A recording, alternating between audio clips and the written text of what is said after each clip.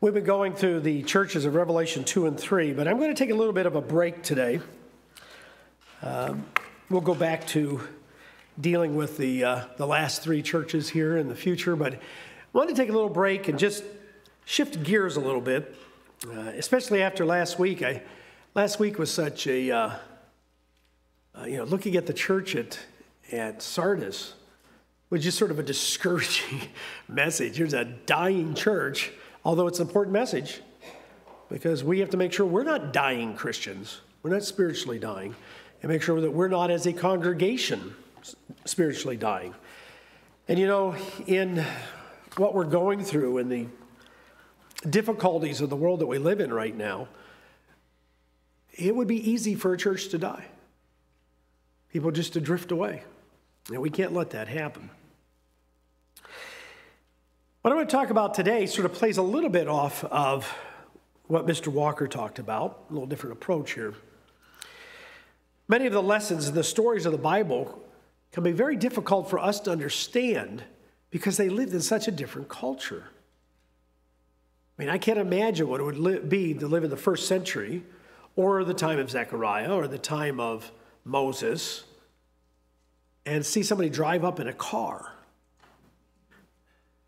I mean, they wouldn't even know what it is.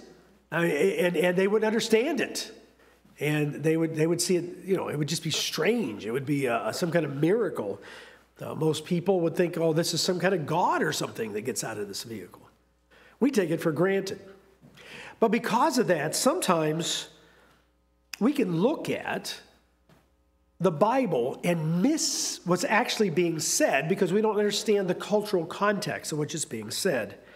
It's very interesting that many of the men who wrote the Bible came from agricultural backgrounds.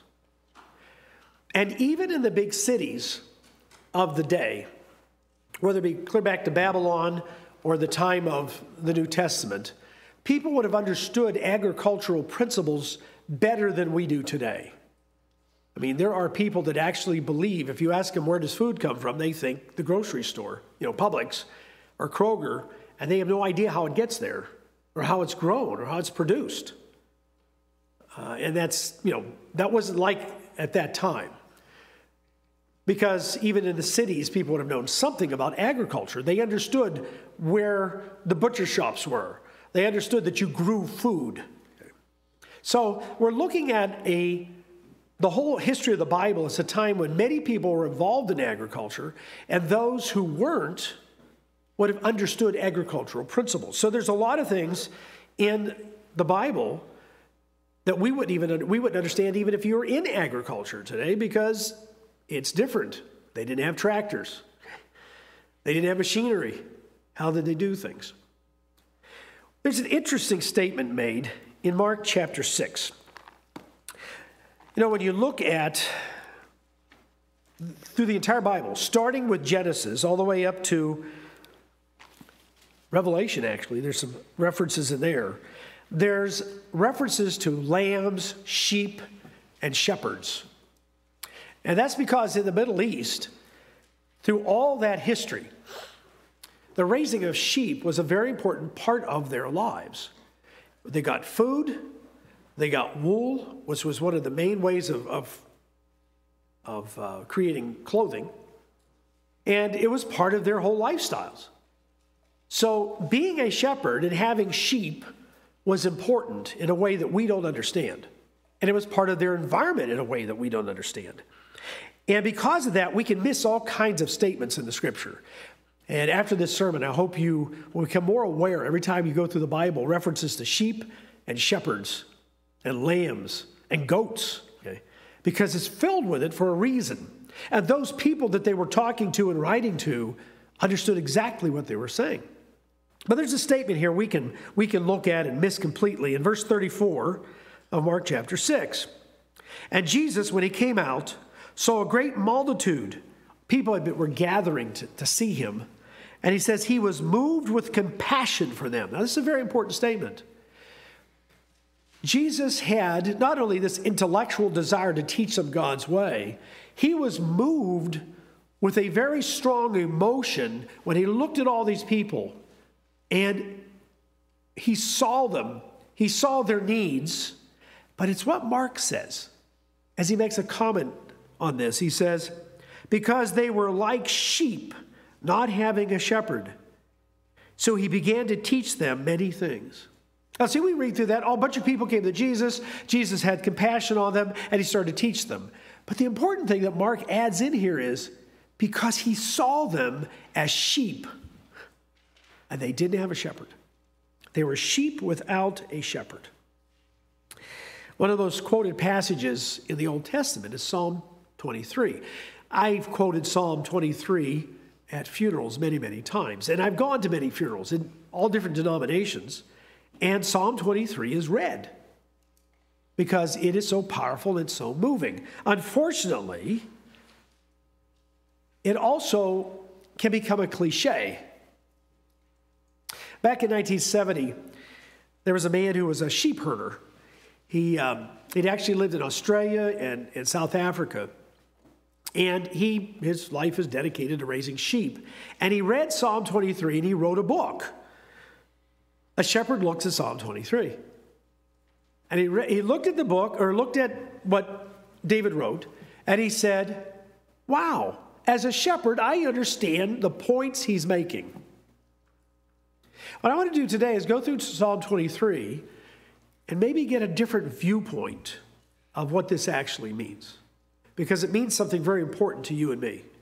It was very interesting. After I gave this sermon this morning in Murfreesboro, I had 3 different people come up to me and say, I've raised sheep, and they started sharing these incredible experiences. And my 7-year-old grandson, they've tried to raise sheep a couple times. And he looked at me when I came back and he said, sheep sure are stupid. I said, well, they can be. That's what he got out of raising sheep. So let's look at what David writes and what we can learn from it, because it's important. And you understanding a relationship with God and specifically with Jesus Christ. Okay. David starts this psalm with, the Lord is my shepherd, I shall not want. The Lord is my shepherd, I shall not want. Now I want you to remember, David had spent the whole first part of his younger life as a shepherd. His teen years as a shepherd, probably before that, he was out working with the sheep. And he understood what it meant to be a shepherd. And when he writes this psalm, it isn't, a song. It's song lyrics. It's not song lyrics about what it's like to be a shepherd. It's song lyrics about what it's like to be a sheep. What it's like to be a sheep in need of a shepherd. It's very interesting. Domestic sheep won't last very long in the wild, usually. If you take a domesticated sheep and just took it out and let it go, it's got a lot of problems like, who feeds me? Who shelters me? Who leads me? Who takes care of me? Who protects me from predators? Sheep aren't exactly, and you can get a sheep that's got, a ram that's got big horns, and it can butt hard. And sometimes they can take it to a predator. But overall, those little stubby legs, they can run up to 20 miles an hour. They're no match for mountain lion. They're no match for wolves or even coyotes. The whole idea of if you're a sheep is stay with the herd and hope they get Martha on the end, okay? It's just if they get her, we just sort of stay together and they get one of the slow ones.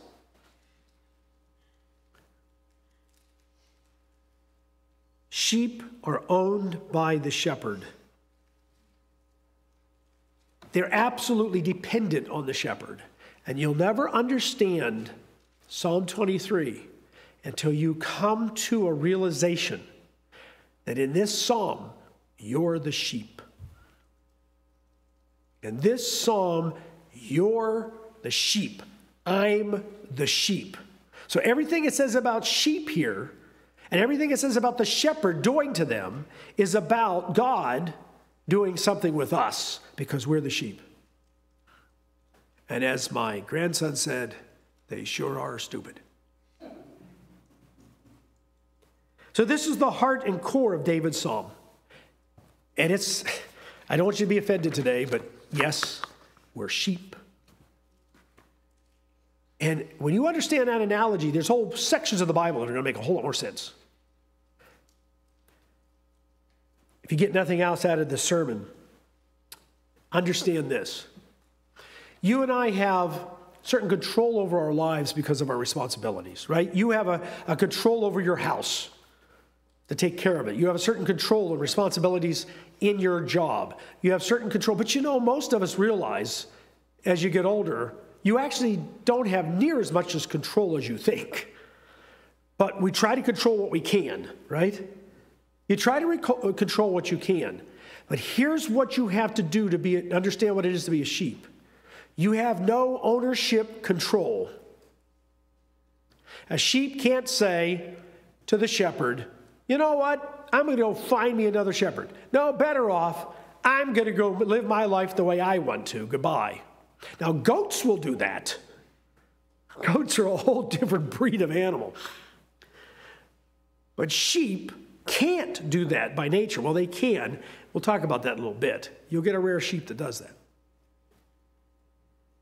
Ownership control of our lives, we must voluntarily give to God. Because it is the shepherd who determines your purpose and where you go and what you do and how you live and how you eat and how you survive. It is the shepherd who does that. So David says, I'm a sheep. As king, he found out he didn't have near as much control over everything as he thought he would as king. You'll see that frustration at times in his life. He had some control. Everybody has some control, but not as much as he thought he would have. As I say, I'm a firstborn. I believe the answer to everything is just let me be in control. Well, of course, that doesn't work. Aren't you glad I don't come around and try to control every aspect of your life? I don't have a commission from God to do that. Besides that, I just mess up your lives more. But I can bring God's way into your life. That's something different. Okay? That's God's way. In other words, I can help you find the shepherd and let the shepherd lead you. The Lord is my shepherd, and I shall not want. Funny thing about sheep. As one of the men told me this morning, he's raised sheep for years, he says, they're just eating machines. So they're always looking for the next meal. Life is next meal, next meal. If you want, what's going on in a sheep's head? Next meal, and they're all sort of together going someplace, right? They're never quite content. And this goes back to us. I talked about complacency last week when I talked about Sardis. You and I can't be complacent. We have to find ourselves being able to have contentment with the shepherd. If we're always stressed over our jobs, over our marriages, if we're always stressed and discontented with everything about our lives, if we're always discontented with, I need a better house, or I want this, or I want that, we're always discontented with our status. We're always discontented because everybody won't do what we want to do, or we want them to do. We can't control everything. Then you're never going to find peace, and you're never going to find happiness. There is a point where you're contented with what God is doing in your life. Now, for that to happen, you've got to really understand who the shepherd is, and you have to be focused on the shepherd. Totally focused on the shepherd. Because if you're not, you're going to try to solve everything. I've created a lot of misery in my life by trying to solve every problem. I can only solve problems I have the power to control and solve them. And you know what? It's not near as many as I thought it would be in life. The ones I do, I do. No, we can't become complacent. Who just go whenever life goes. No. But we have to also understand what we don't have control over. And it's a lot. Or we'll always be discontented, always looking for something else. Now, I've never raised a sheep. I raised a goat when I was a kid. Must have been about 11 years old. Big old white haired, so it didn't have wool, but some goats do. But it was haired milking goat. I had to milk that goat twice a day. Oh, but we'd go out and play in the field together. You know, we'd butt heads. That may explain some problems I have today, but we would butt heads. But that goat was never happy.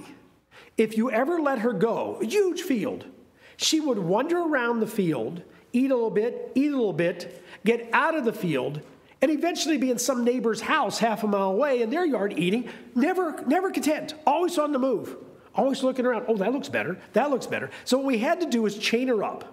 And I had to take the stake, pull it up out of the ground, move her to another place because she'd eat a big circle, okay, and nail it down with a new circle. Well, the moment I did that, she now has a big new circle to eat.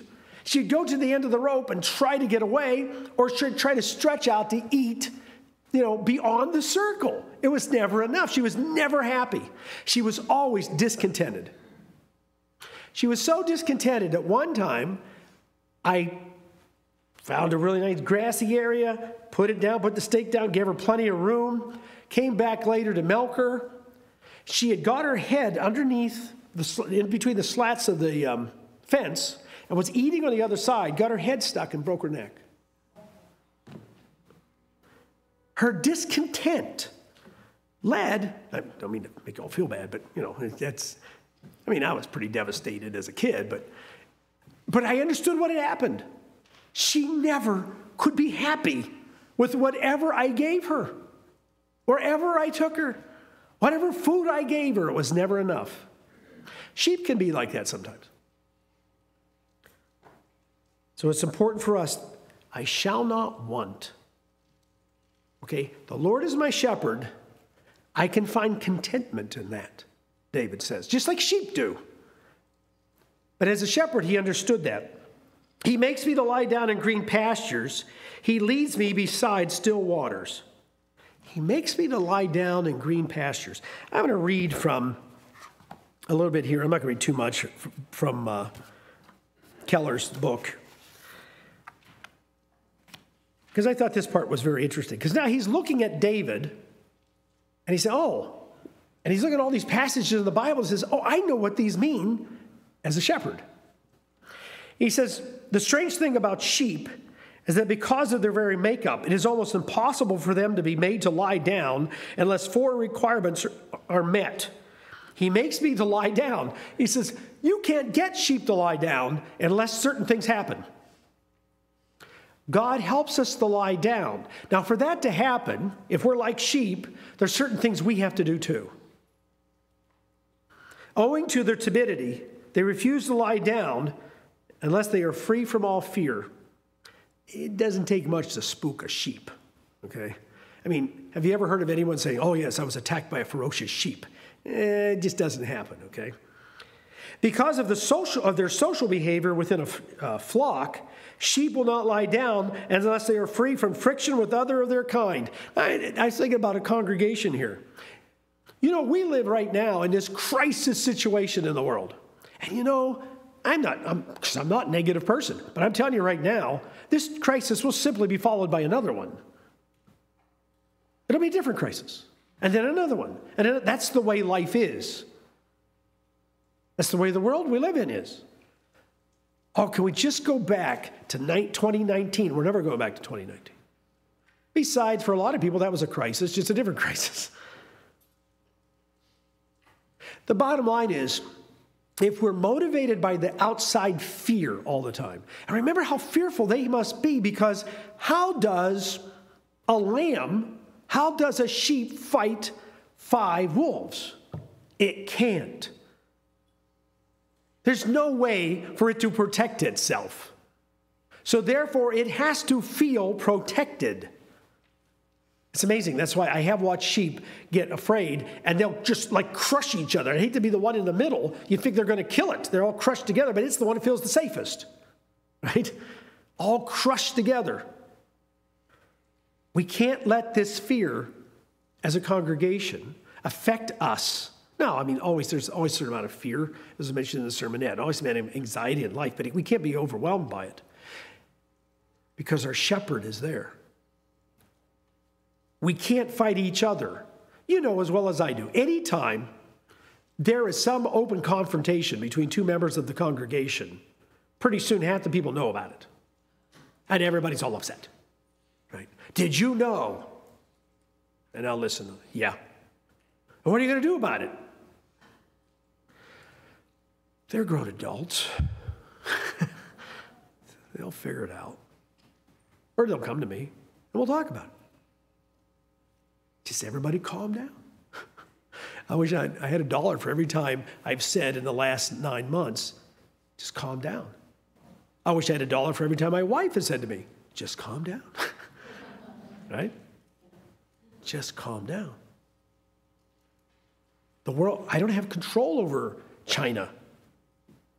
In fact, at this point in my life, I don't know anybody that's even Chinese. I know a couple of Russians, but they're in the church, and that doesn't help. They don't have any connections to the Kremlin, so I can't control that either.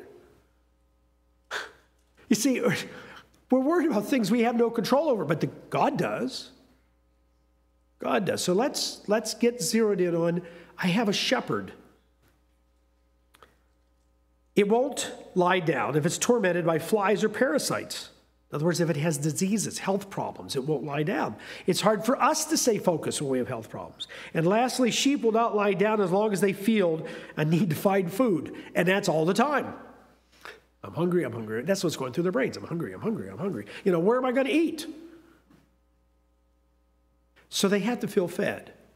If you're going to feel fed spiritually, you're going to have to not only be involved in church services, which is a command, either online or come here because it's a command. We can't use the present virus as an excuse not to participate. This is part of the feeding process. But you know what? If you feed a good, healthy sheep once a week, it'll die. You have to feed a sheep every day.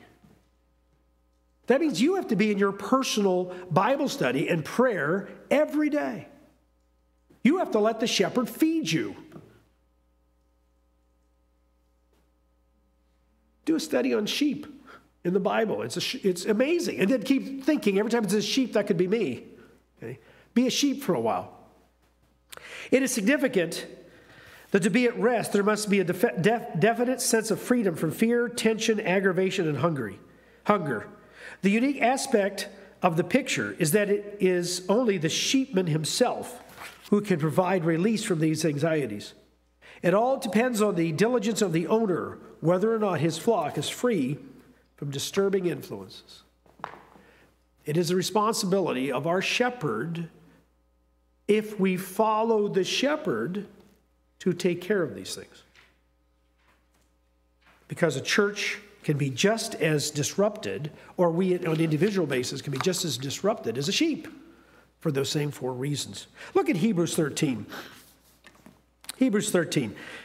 Once you start looking at the Bible now through the eyes of a sheep, you're going to find that, sorry, I don't mean to offend anybody, but you're called a sheep all the time. You and I are called sheep.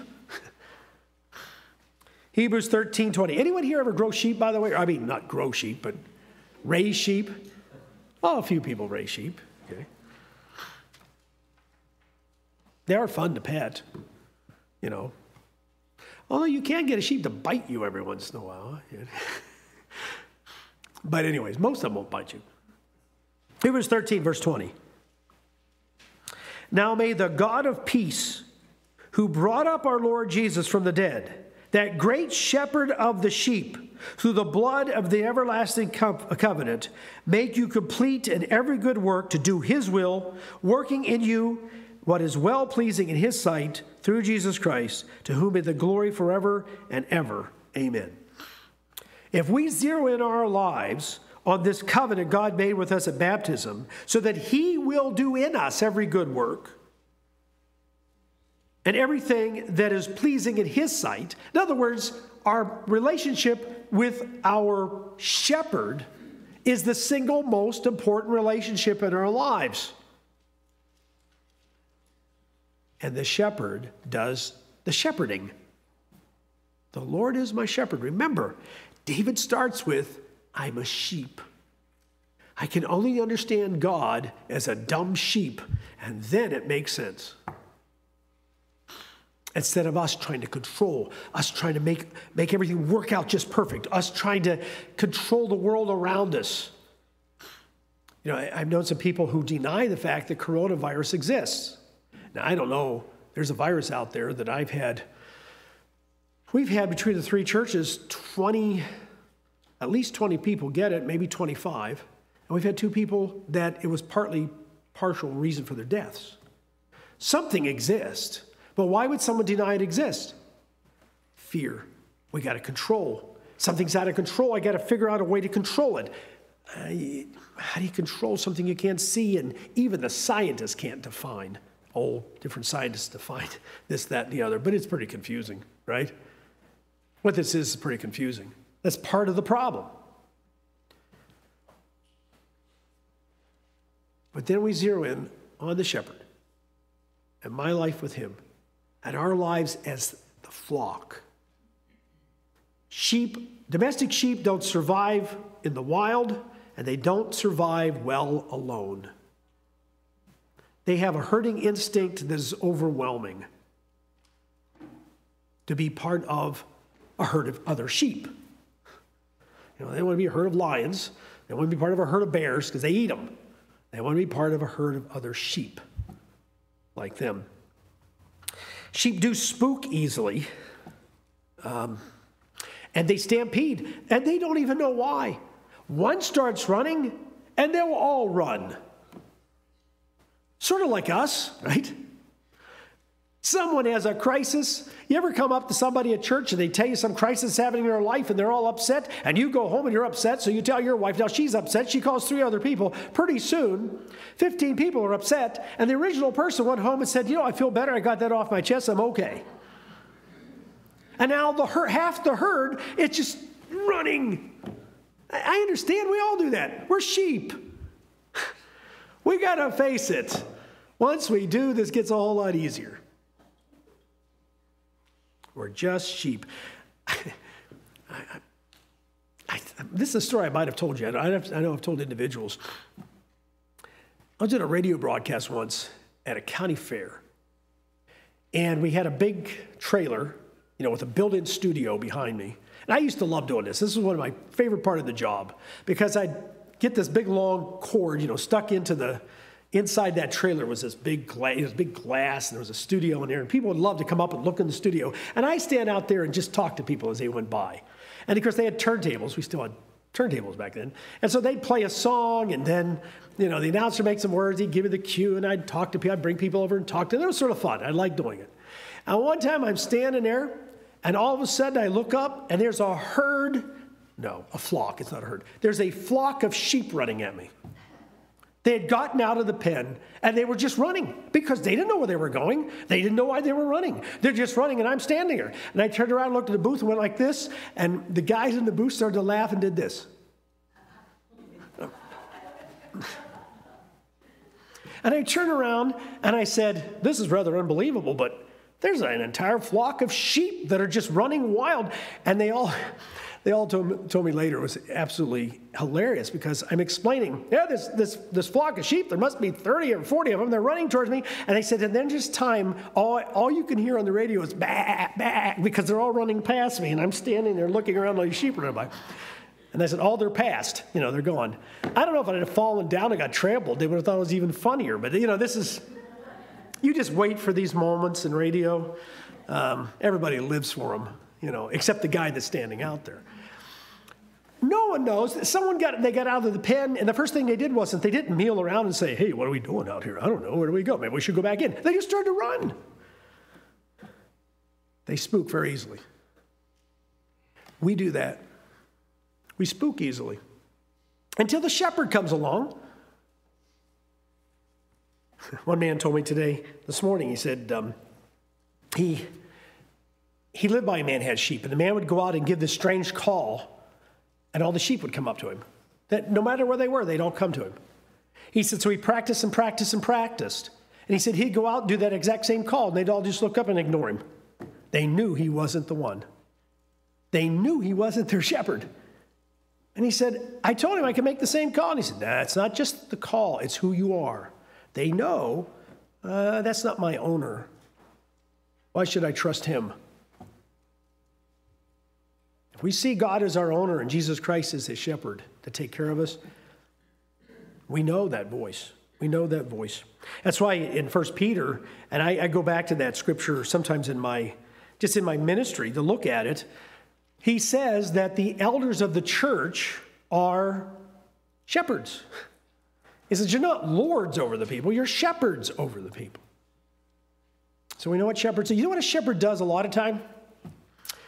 He stands and watches. Now that's not easy for me to do. But sometimes you stand and watch. And then you take care of the sheep. Or you can just panic them. You can create more problems than you're solving. You're there, you take care of the sheep. They matter. That's the thing that I think in the church sometimes we have to be careful of. We make the church nothing more than an American corporation. And the New Testament church was not an American corporation. There was no America and there was no corporation. Now, there has to be a corporate structure to the church. I'm not saying that's wrong. There has to be to function. And they had somewhat of a structure. I mean, they had pastors, they had elders, they had apostles over the pastors. But it wasn't a corporation like we have. They were elders and shepherds and bishops. Bishops that's an administrative term. Elders is not. It's a relationship term. It's a tribal term, actually. It's part of a tribe. And shepherds is very interesting because you take care of something. It's what you do. You take care of them. So that's very important when he says that. And I think most ministers are very aware and read that from time to time and say, how am I taking care of God's sheep? He also says he leads them by the still waters. You know, a sheep will drink almost any kind of water. I've actually asked shepherds about this. Keller says that. They'll drink almost any kind of water. It'll make them sick. It'll make them die. What kind of waters are you and I drinking? Thinking it's going to make us not thirsty anymore. The putrid pools of just the world, lust and envy and just physical things. Alcohol. Spiritual pride. That's pretty tepid, just lukewarm. Oh, I'm just proud of myself. The muddy waters of worldly politics. You talk about a bad drink. Worldly politics is a bad drink to get into. Every time we drink of those things, we're just left sick and more thirsty. Only God can give us what we need. And that's why in the Bible, God's Holy Spirit is referred to as water that takes away our thirst. There's a spiritual thirst we have. And it's intense, and it should be. And God takes care of that. Another thing about sheep that I find interesting, it's still waters. Think about an animal that is covered with heavy wool. I've talked to shepherds who say once they shear them, sometimes they'll just run around and jump like they're crazy because they're so excited to get all that weight off of them. So you can imagine you're an animal where I don't know how much of your weight is wool. And you step out into some water to drink, and it's running water. Well, your wool starts to soak up water. Pretty soon, you just sort of fall over, and they watch you float down and disappear. They drown. Now, of course, they don't know that. Oh, I'm thirsty. They step out into the water, and if it's moving water, and it's moving against them, and it starts getting soaked up, pretty soon they're so heavy, they just fall over and drown. They're swept down the creek or the river. So still waters is actually a very important thing there if you're a shepherd. You don't want running water. You want clean water. But if it's running, it can't be very fast because what if one of them falls in or gets in too deep? You got to try to lug this animal that's now soaked out of, it weighs even more, out of the water. Still waters. He restores my soul and leads me to the paths of righteousness. There's a term in English. I don't want to go back and make this a term in Hebrew, so I want to be careful about this, but there is some thought that maybe the English translators translated this Hebrew term, translated it because of a shepherd's viewpoint. David says, "Why are you cast down, O my soul? Why are you disquieted within me?" He actually says that twice in Psalm 42. Why are you cast down? As Keller said, in Australia, a cast down sheep is a sheep that has fallen over and it rolls onto its back. And the problem with a cast down sheep is it can't get itself righted up again. It's like a turtle. A turtle can't flip itself back over. A cast down sheep gets on his back, and he said they will flail their four little legs and just cry out until they just die. Mark Smith said when he was a kid they had sheep, and he said a sheep would walk up to an electric fence, stand against it, get shocked, and get so distressed by it, it would stand there against the fence until it died. Okay? Sheep don't deal with anxiety and fear very well. Guess what we are? And guess what kind of world we live in? Guess what kind of world Satan creates? Confusion, anxiety, and fear. That's what everything he does. Confusion, anxiety, and fear.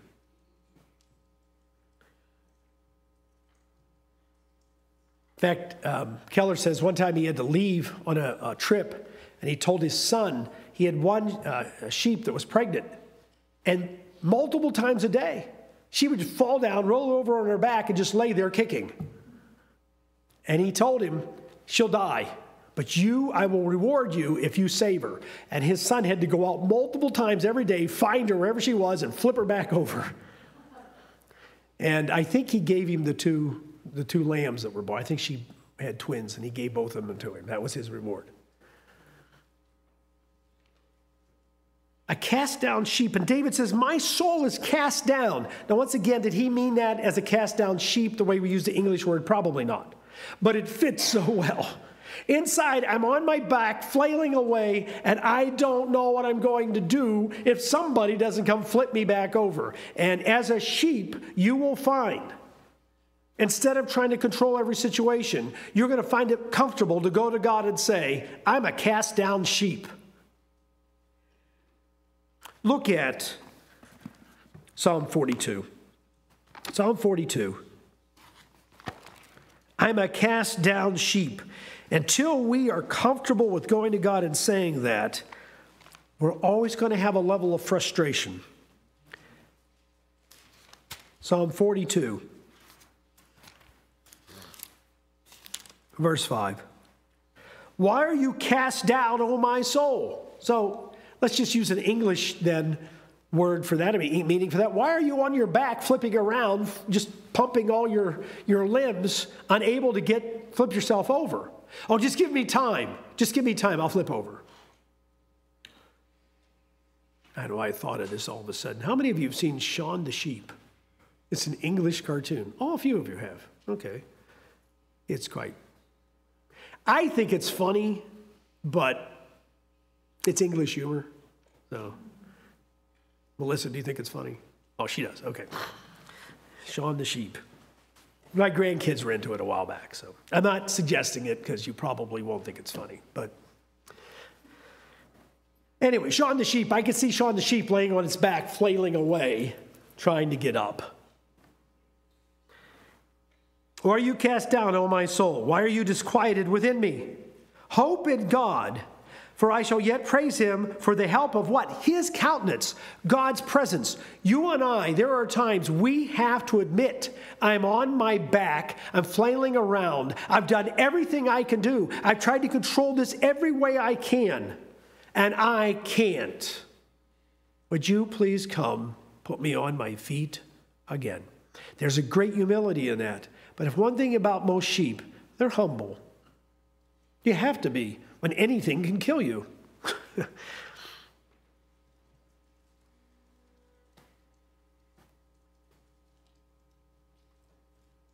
So he restores my soul.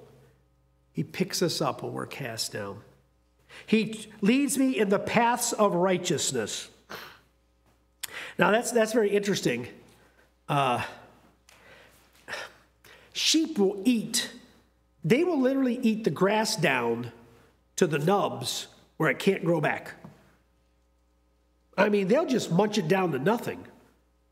I mean, some of you, if you like the old Western movies, how many scenes were there in Western movies where they're in the bar and the sheep herder walks in and orders a drink, and some cowboy says, that's a bad smell. Smells like sheep to me.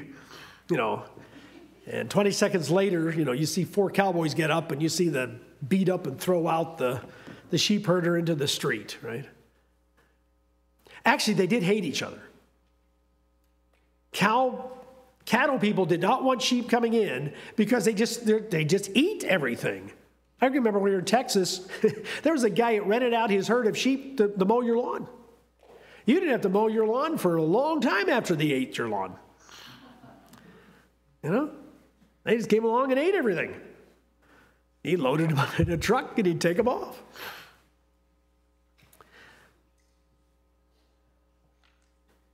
The path of righteousness. You see, sheep have to be moved. They can't become creatures of habit. If they become creatures of habit, they'll destroy their environment. Now, that's what we talked about last week when we talked about complacency and being spiritual creatures of habit. Sheep can become creatures of habit. And what they would have to do in Judea is take them up into the mountains.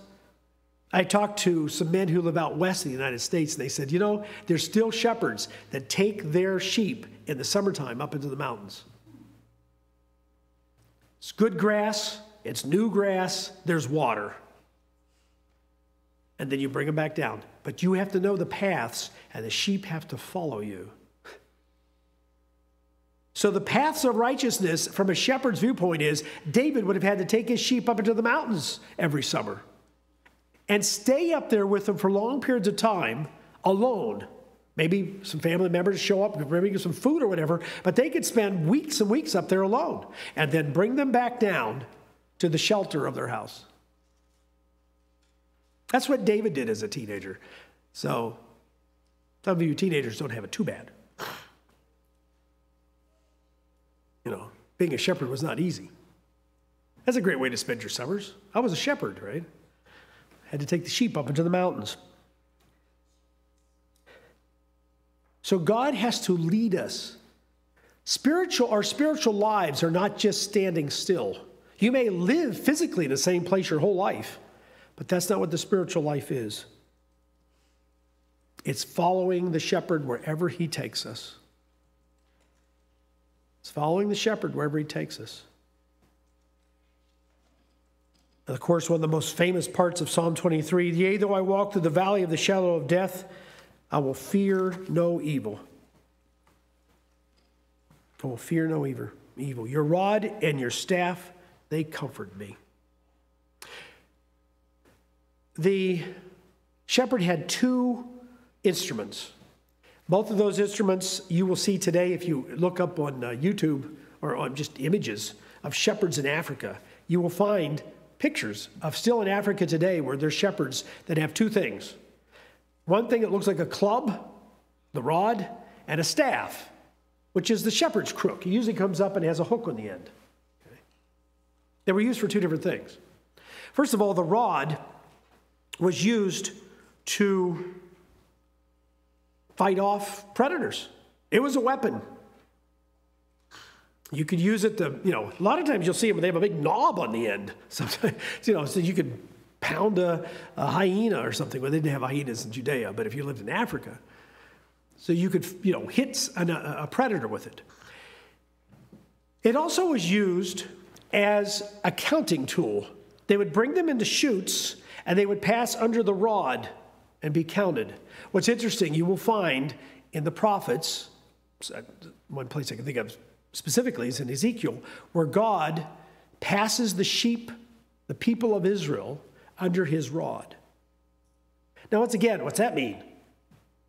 Well, that's how a shepherd counts his sheep. You count them, and they're yours. 1, 2, oh, that was not mine. Okay. So this rod was very important. The rod had another purpose. Every once in a while, you can have a sheep that's more like a goat, and that sheep will absolutely refuse to submit to its owner. Keller tells a story in his book about the most beautiful sheep he ever had. A big ewe that was strong. She was very smart. He said this and produced beautiful lambs. He said this was the best one he ever had. But he said she would walk the fences all the time until she found a weak spot in a fence or a place she could squeeze under it. And then she'd wander off. Well, pretty soon, her lambs, now she has 2 or 3 generations of lambs, they would all follow off. And with the herd instinct of sheep, pretty soon all the sheep would wander off. And no matter what he did with this lamb, she put the whole flock in danger over and over and over again. He could not get her to stop. So he had to put her down. He had to kill his prized sheep.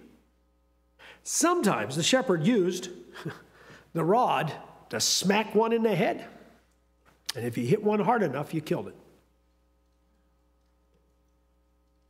In other words, there was a rebel sheep every once in a while, and for the good of the flock, you had to kill it. That's a scary thing.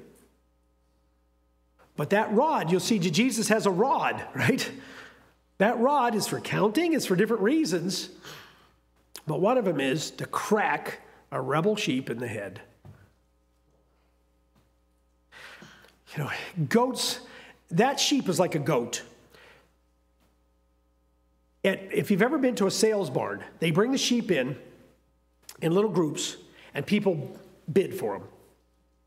Now, they open the chute, being the herd mentality they have, they just come in, and they all stay huddled together. That's what's sort of funny. They all just sort of stay huddled together. They don't know where they are. Just follow John. He seems to know what he's doing. So they all gather around, and they sort of, and they sell them. Now, how do you get them out of the arena? I mean, you could send it a sheepdog, but it'd take a while. Sheepdogs are amazing. You could send it a person and try to herd them out, but then they're liable to panic and run all over the place. They simply have a goat standing there. And the goat walks up to the herd and starts moving, and they all follow the goat. And they open the gate, the goat stands aside, and one by one they go through and they shut it. They shut it, and the goat goes back over and stands and waits for the next one. That's why it's called the Judas goat. It's Judas. Off to the slaughter you go, just follow the goat. And it takes them down the chute, and off they go. It's amazing to watch. I've only seen it one time, but more than once, but one time I've been to a sales barn where they had a Judas goat, and I watched it numerous times, and it was just a fascinating thing. They just followed him. Off they went. And that's what Keller says when he had a sheep that would do that all of them could die. He had to get rid of the sheep that would cause them all to die. Our shepherd will do that. We can be removed from the flock by our shepherd if we put everybody else in danger, spiritual danger. The crook is a little different. That staff is used to protect. It is used to guide sheep. They would, tap a sheep, and when it felt that, it would know to move. They could herd sheep with that staff. They also used the hook to grab one and pull him in. They would use it for lambs who had fallen into a hole or like a ditch. They reach down and grab them and pull them out with this big shepherd's crook. So this was both of these things had totally different purposes. How would you know that unless you were a shepherd? Especially back then, that they had 2 different reasons. The last scripture I want to go to, and then we're just going to read the last couple verses of Psalm 23. It says, you prepare a table before me in the presence of my enemies. You anoint my head with oil, my cup runs over. You prepare a table before me. In other words, you make sure I am spiritually okay. This care given by Jesus Christ as our shepherd because God has ordained him as the shepherd, is so important to understand. You know, like I said, as a pastor, which literally means shepherd, I'm not your primary shepherd. I am the shepherd to help us as the flock, but our primary shepherd is Jesus Christ. We must always remember that. We must stay focused on that. John chapter 10. John chapter 10 and verse 1. These are the words of Jesus Christ. Most assuredly, I say to you, he who does not enter the sheepfold by the door, but climbs up some other way, the same is a thief and a robber. But he who enters by the door is the shepherd of the sheep. To him the doorkeeper opens, and the sheep hear his voice, and he calls his own sheep by name and leads them out. And he brings them out, his own sheep, he goes before them, and the sheep follow him, for they know his voice. Yet they will by no means follow a stranger, but will flee from him, for they do not know the voice of a stranger. I used to think, is there sort of a mixture of metaphors here? Because he's going to explain this a little bit. You know, the door that has to be opened, he's the door, he's the doorkeeper, and then you start to realize, wait a minute, what does a shepherd do? He opens the door to the corral, and it might even be a chute, and what does he do? 1, 2, he counts them as they go through. He's both the door and the doorkeeper. He shuts the door. He opens the door. He counts. His sheep go into his corral. He says anybody that climbs over the fence doesn't belong there. Anybody that climbs over the fence doesn't belong there. And he says he knows them by name. Once again, we're back to this where Mark says Christ saw these people and they all were in need of God so much. He had compassion on them because they were like, what? Sheep without a shepherd. Here he says, I'm the shepherd, folks. I'm the one who would take care of you. I'm the one the Father has set up as the shepherd over the church. He is there to solve our problems. He is there to lead us to God so that we have a direct access to God. We have to understand that. We read this many times, around there's scriptures like this around Passover season and don't even realize what we're saying. Well, when he said this, the disciples didn't understand what he was saying. Verse 6, Jesus used this illustration, but they did not understand the things which he spoke to them. So John says, we had no idea what he was talking about. So he goes on, he says, then Jesus said to them again, most assuredly I say to you, I am the door of the sheep. I mean, you said you were the doorkeeper. Yes, I'm the door too, okay? They come through me. I bring them here. I open the door. I am the door. Understand, sheep. All who ever come before me are thieves and robbers, but the sheep did not hear them. I am the door. If anyone enters by me, he will be saved. And will go in and out and find pasture. So he said, I will take care of them. The purpose of a shepherd is to take the sheep to pasture. The thief does not come except to steal and to kill and to destroy. I have come that they may have life, they may have it more abundantly. I am the good shepherd. The good shepherd gives his life for the sheep. He says, you understand, I give everything I have for you, sheep. This is Jesus Christ talking about you. You are the sheep. I am the sheep. We like to think of ourselves as more than sheep. Tell you what, we don't get it until we start with the Lord is my shepherd, and then we understand I am a sheep. It's not a bad thing to be a sheep if you have the right shepherd. It's a good thing to be a sheep. If you have the right shepherd, then it's good to be a sheep. If you don't, it's terrible to be a sheep. But we are sheep. And with the humility of a sheep, with the understanding, I can't survive without my shepherd. I can't live.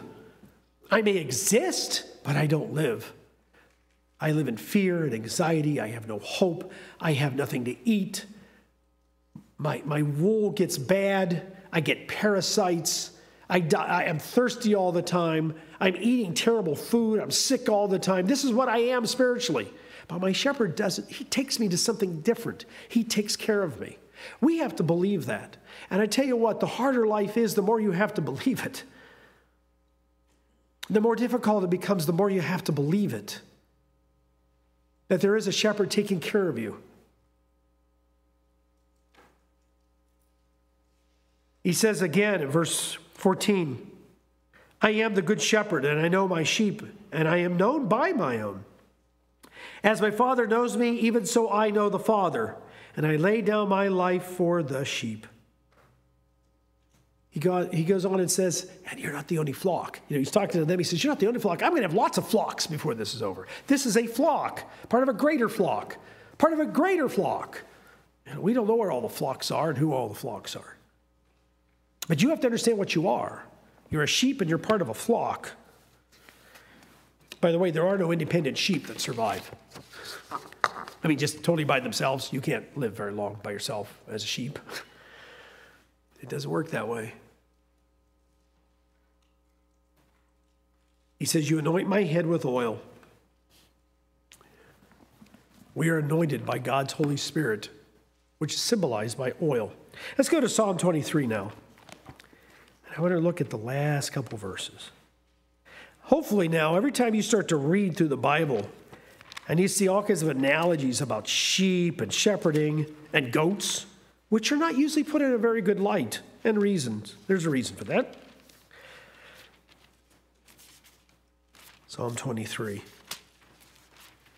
Because the end of this psalm is very interesting because he's talking about being a sheep all this time. By the way, also he says, you're going to take care of me in the presence of my enemies. A sheep has nothing but enemies. Every predator there is. You get a little enough sheep and a hawk will come take it. A big enough hawk will come get a wee little newborn lamb. Everybody's an enemy to a poor sheep. Except that they decide to run you over as a group, as I have found out. That can be a little frightening. He says in verse 6 then, surely goodness and mercy shall follow me all the days of my life. He doesn't stop with the present. And I will dwell in the house of the Lord forever. You know, when a shepherd in Judea, took his sheep up into the mountains. At the end of summer, he brought them down again. Now they're full, they've got good wool, they've eaten up, they're fattened up for the winter, they're happy, they all follow him down. He takes them and he has a barn built for them. So he gets and repairs the barn, makes sure it's okay, or maybe he had servants take care of it or other family members, but the barn's ready, it's full of food, it's prepared, and the sheep come in. Winter's coming, and they're okay. The sheep go into the barn, and they're okay. David took that a step further. He said, at the end of this life, I will dwell in the house of the Lord forever. Okay, I understand. I'm on the rocky trails going up the mountain. I'll be on the rocky trails coming down the mountain. I face all the things that sheep face. And my shepherd takes care of me. And in the end, he brings me home. Remember, Psalm 23 was written by a man who was a shepherd. But here he doesn't use that as, let me tell you what it's like to be a shepherd. No, he tells you what it's like to be a sheep. A humble, lowly sheep. There isn't any more hopeless or needful animal than a domesticated sheep. I'm not saying they're completely dumb. They have a reputation for being dumb, and it's partly deserved. Some sheep can be pretty smart. But overall, they have a herding instinct. Overall, if they're not, everything isn't just right, they're in anxiety because they can control nothing. They have nothing. I know 20 miles an hour isn't very fast, right? I read that one. So a sheep can at least run 20 miles an hour. Yeah. What's a wolf run? And like I said, sheep aren't exactly long-distance runners, okay? I don't know, how fast is a sheep?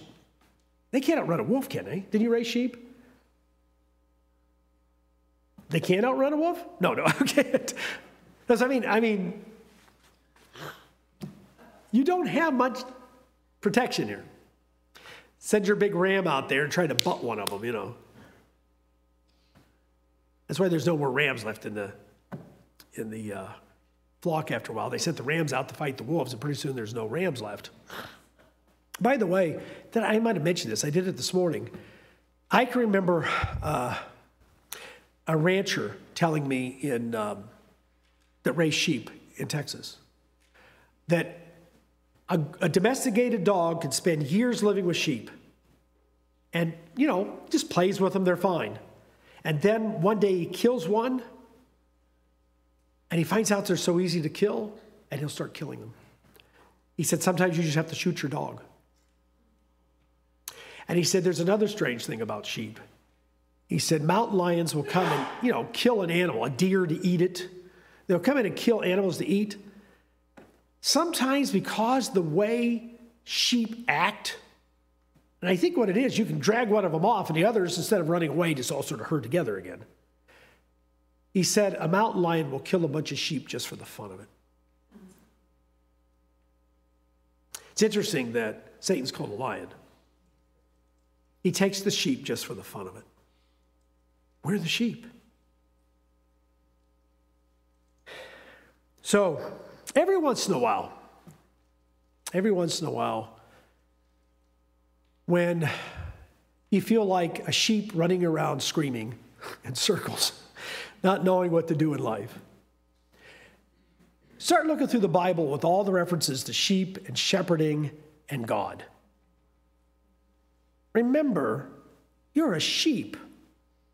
Accept that, and you'll find that you have an absolute need for your shepherd. Accept that, and you'll realize running around like I'm crazy or being cast down on my back or floating down the river because I got too much water in my wool and I'm going to drown. I can't save this. I can't fix this. But my shepherd can. So instead of continuing the panic, go to your shepherd and say, hey, I'm a sheep.